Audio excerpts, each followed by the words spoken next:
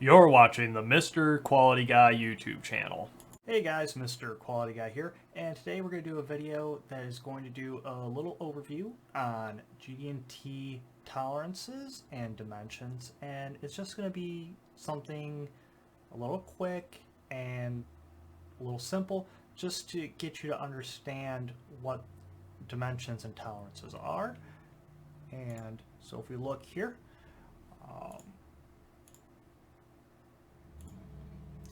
what are tolerances? Tolerances are the basic building blocks of everything we see. Taste, smell, touch, and hear. Everything in the world has a tolerance. Humans have tolerances. If our blood pressure is not within a certain range, our blood sugar, everything in the world has a tolerance. And without tolerances, we would never be able to build everything. It is impossible to make everything the same size. You can test this by taking a pen and two pens from the same manufacturer from the same box, and they will not be the same length. They will not be exactly the same diameter. They're going to be close, and that's what tolerances are for. Tolerances dictate, how the range of how large or small an item can be and still be considered usable or good.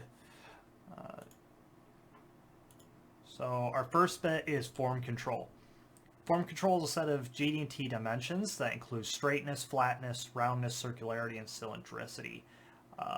These are items that will only have a positive value. So straightness is going to be how straight an item is. For example, you can look at your phone and how straight is the four main sides of it. Flatness, you can take it, how flat is your screen.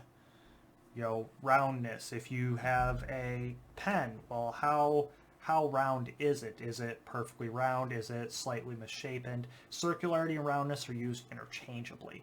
And cylindricity is,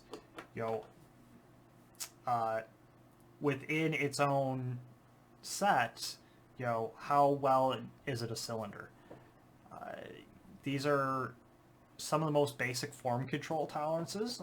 You'll see flatness a lot, as well as roundness quite often. Straightness and cylindricity don't see super often, but they do exist. So location control. Location control is a set of GD&T dimensions that dictate where a feature should be in relation to other features and/or datums. These are generally expressed as position, true position, and concentricity. True position, concentricity, and symmetry. So position is the location of your feature within X, Y, and Z coordinates. If it is a two-dimensional object, it will always only be in two axes, whether that be XY, YZ, XZ. It just depends on where the item sits. True position is a little bit more complicated, but true position is the standard when it comes to position. True position will tell you where the object is in relation to your datum scheme. Also, with true position, you can have what is known as material conditions, whether that be max material or least material. Max material basically meaning if for example, the hole is larger, you have more room to fit within your tolerance. And least material means the smaller it is, the more room you get. Your max material is generally going to be used for holes, and your least material is going to generally be used for pins, where the item is inserting into another. Then you'll have concentricity. And concentricity is going to be if you have two different holes that are in line with each other. For example, a larger diameter above a smaller diameter, it's how the centers relate to each other. If the centers aren't related to each other, if they are off, that can cause issues of fitment or in the use of the item. And then you'll have symmetry. Symmetry is a little bit more complicated. That will be, for example, if you were to take the center line of the hole and go, how symmetrical is it? If you were to cut an item in half, it's, how close are they to being the same if the item is symmetrical left to right? And then we have size control. Size control is one of the most common, and it's going to be, what is expressed quite often. Size control dictates the size of a feature. Size control features are normally expressed as diameter, radius, and distance. Diameter is, hey, this hole needs to be 12 millimeters, or hey, this is a radius of R6.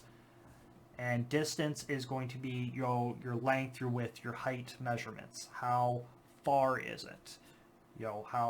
Hey, this piece of steel needs to be 100 millimeters long, and there. And in your diameter, your radius, and distances, you can have plus and negative values. All the other ones we covered are generally positive values only, because the perfect is 0. But diameters, radiuses, and distances, you'll always have the potential for either double positive, double negative, or a positive and negative, and they could be matching, to where you have +5, -5, or you could have +2, -5. It just really depends on the function and idea of what the design intent is. And that is essentially just a quick little basic understanding of how GD and tolerances are done. So after looking at these, the world of GD&T is expansive. There are way, way, way more different types of tolerances out there. But these are your basic ones. These are the ones that you're going to see most often. And I'd like to thank you all for taking a look at these. And if you want to know a little bit more about any of these features, or want to have a video directly just explaining these, comment down below and I'll definitely get to that. So thank you guys, and you have a great day.